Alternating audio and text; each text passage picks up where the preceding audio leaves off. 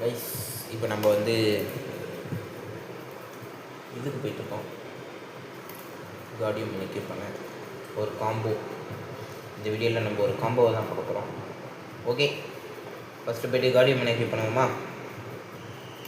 வேறு இப்போ இந்த காம்போ யார் நம்ம ட்ரை பண்ணுறது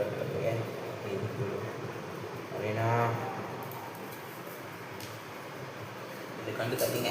இப்போ தான் புது வீட்டுக்கு மாதிரி இருக்கிறதுனால கொஞ்சம் நாஸ்டியாக தான் இருக்கும்.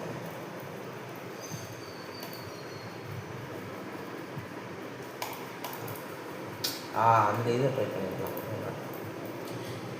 ஓகே, டக்குன்னு போய்ட்டு காம்போ இது பண்ணுறேன்.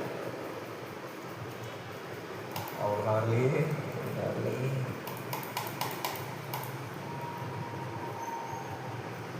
ஓகே, நான் ஆல்ரெடி ஒரு காம்போ ட்ரை பண்ணேன், ஆனால் அது எனக்கு சரிப்பட்ட வரல. இதான் என் பர்சனல் காம்போ. இப்போதைக்கு இந்த பவுண்டி கணக்கு எடுத்துக்கலாங்க. இவ்வளோ பவுண்டி வந்த வரைக்கும் நான் யூஸ் பண்ணது இதான். இதுவா? ஆமாம், 15.3. அது இன்னும் 2 தானே அடிச்சாலே போதும். ஓகே, இப்போ காமிப்போம் அந்த பர்சனல் காம்போ.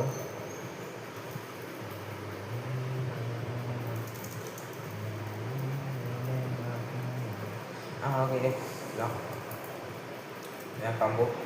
என்ன யூஸ் பண்ணோன்னா first gravity can jet use பண்ணோம். அதுக்கடுத்து கார்டியம் ஜெட்டு, அப்புறம் போர்ட்டல் ஜெட்டு, அதுக்கப்புறம் XC கார்டியம், அப்புறம் கடைசியாக எக்ஸ்.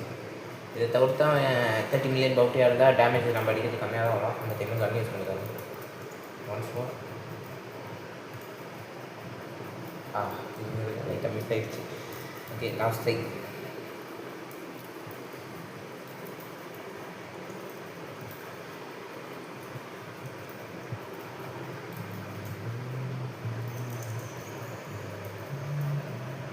ஓகே, இதுதான் காம்போ.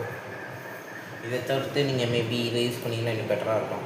கன்னில் வந்து என்ன கேட்டால் இது இல்லைனா இது. நான் இப்போதைக்கு ஸ்கல் கிட்டார் ட்ரை அடிப்போம். மெயினாக ஸ்கல் கிட்டார் ரெடி பண்ணியிருப்பேன். ஓகே, நம்ம நெக்ஸ்ட் வீடியோவில் பார்ப்போம். மேபி இப்போ சீக்கிரமாக லைவ் வரோன்னு நம்புகிறேன். பிரச்சனையாக இருக்குது. Okay, by.